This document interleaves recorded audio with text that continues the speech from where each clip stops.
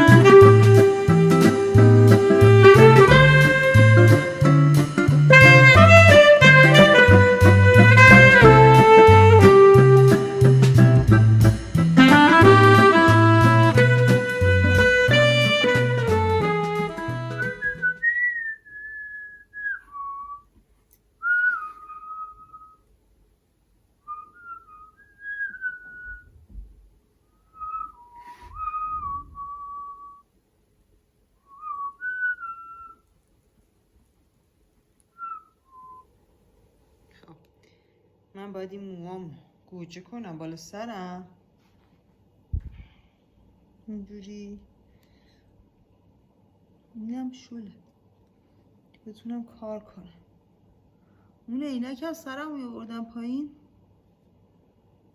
اینجوری ده بهترش میافتاد پایین. عینکم عوضش کردم. خب میریم به سمت کار. من دیگه تو مرحله آخر کارم، فاینالم، در حالت چسبوندن کلاژام روی سطح تابلو. دونه دونه باید اینا رو بچسبونم آروم آروم. جاهاشون هم پیدا کردم، ترکیب بندی رو کامل انجام دادم. حالا دیگه دارم میچسبونم دیگه. بذار یکیشو بچسبونم با هم دیگه. این فعلا تئاتر شهر رو به یه جای دیگه منتقل میکنم.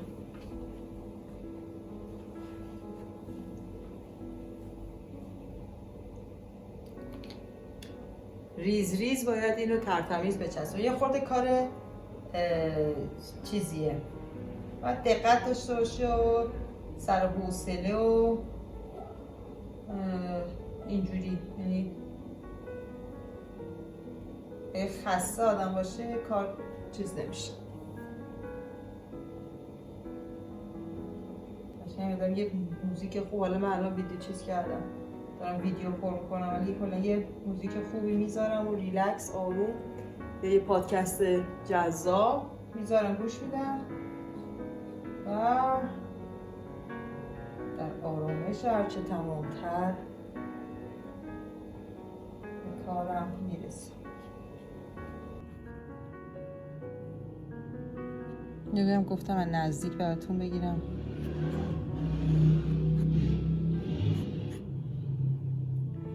البته من این که موتور خیلی دوست دارم.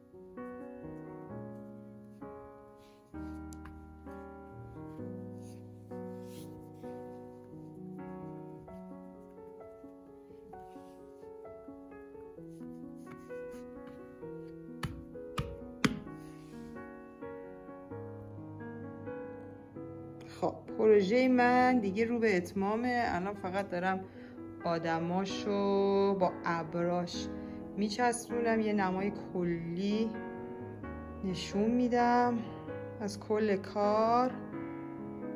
اینجا میدون حسن آباده، میایم جلوتر تئاتر شهر، یه سری ابر. اینجا من یه ابری واسه اینجا درست کردم، بذارمش اینجا.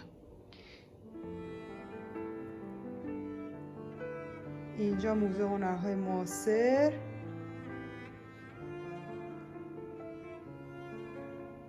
اینجوری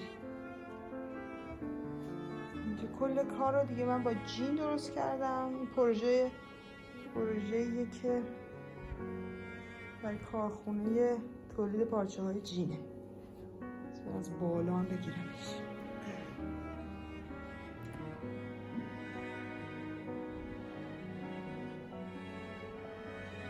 احتمالا یه ذره حجم جمعیت آدم ها رو من اینجا بیشتر کنم، چون همیشه دم تئاتر شهر و حسن آباد جمعیت زیاد، یه ذره تعداد آدم ها بیشتر بشه. و اینجوری اینم از اینو. اینجا من یه دکمه جین گذاشتم، برای لمانای جین رو تا اونجایی که تونستم استفاده کردم.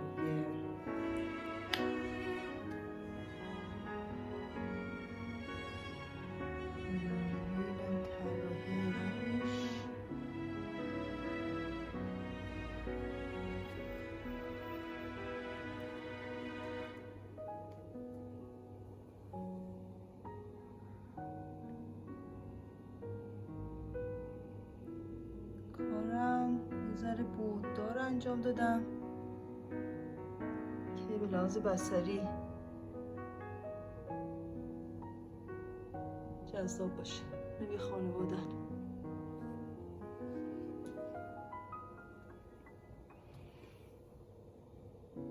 اینجوری